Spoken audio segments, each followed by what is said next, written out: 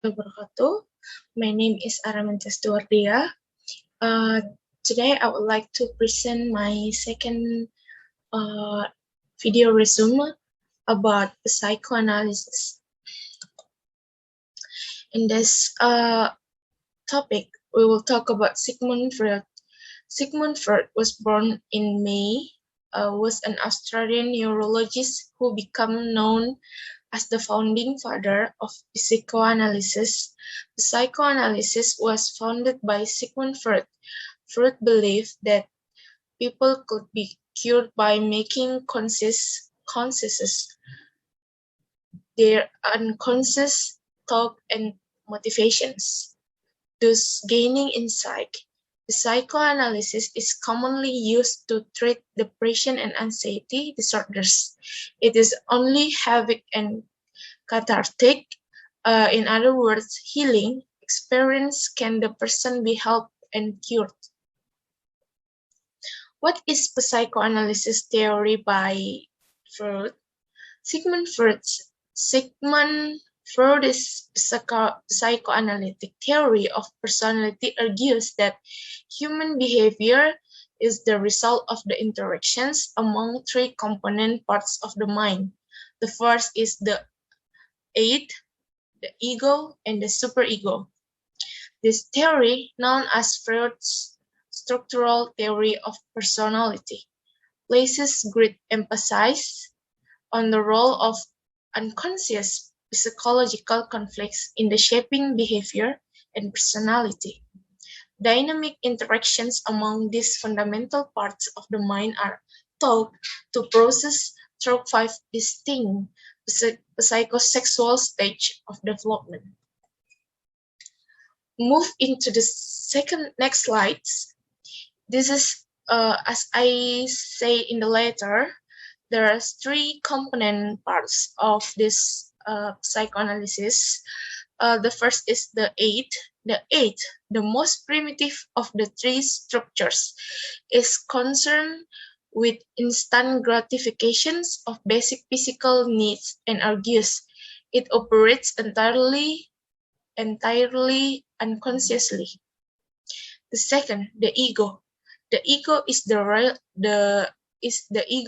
rational, pragmatic part of our personality. It is less primitive than the id and is partly conscious and partly unconscious. It was Freud considered to be the self. Its job is to balance the demands of the id and the superego in the practical context of reality. The third is the superego. The superego is concerned with social roles and morals, similar to what many people call their conscience of their moral compass. It develops as a child learns what their culture considers right and wrong. Move into the questions of the topic. There are around 6 questions. First is, how does psychoanalysis deal with human behavior? Psychoanalysis suggests that people can experience catharsis.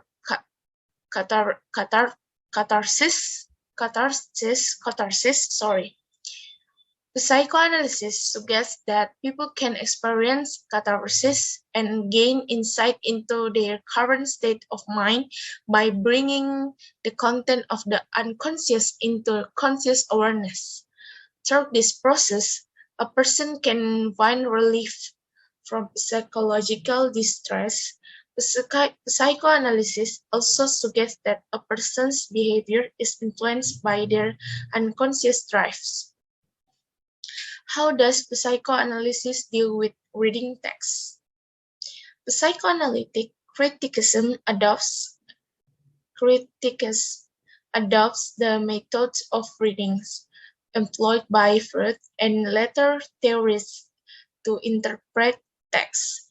It argues that literary texts, like dreams, express the secret unconscious desires and anxieties of the author,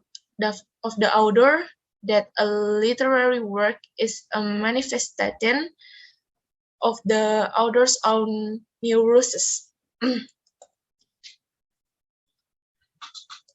The third questions: how does psychoanalysis analyze culture? The author explores the problem of psychoanalytic work carried out in a cross-cultural context. First, the Hindu world view and its three major elements, moksha, dharma, and karma, are explained. The cultural belief in a person's inner limitations in contrasted with the Western mindset of individual achievement. The high value that Hindu society places on connection as opposed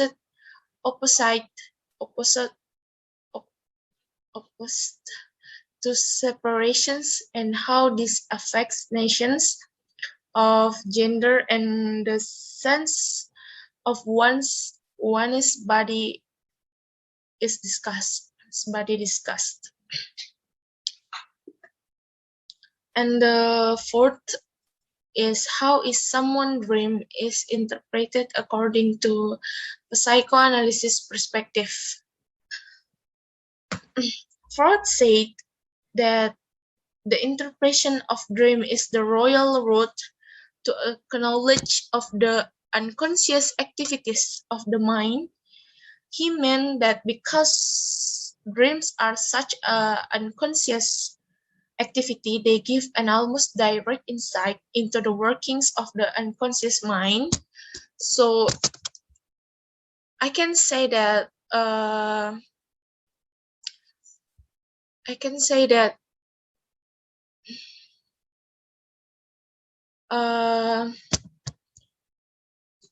in psychoanalytic theory, dream represents which fulfillment, unconscious desires and conflicts. Dream contain both manifest and latent content. Manifest content includes information from the dream as the dreamer remembers it. Latent content represent the repressed symbolic meaning embedded within the dream. During the dream analysis, the person in therapy shares the manifest content of the dream with the therapist. After specific symbols are pulled from the manifest content, the therapist utilizes free association to facilitate the exploration of repressed material. And the fourth questions: how is someone's dream is interpreted according to psychoanalysis perspective? No, I already answered that questions. Okay, move into the fifth questions. How are Freud's psychoanalysis and Marxism the same, and how are they different? In Communist Manifesto, Marx states that development of human history is based on economics, while Freud in Civilizations and its contents claim that the history of civilizations is influenced by human nature and interaction with one another.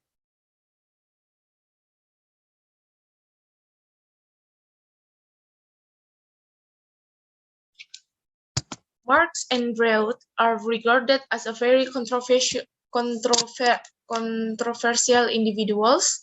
They both had a very unusual view of the world around them, but were not afraid to express their ideas, which to many people were revolutionary.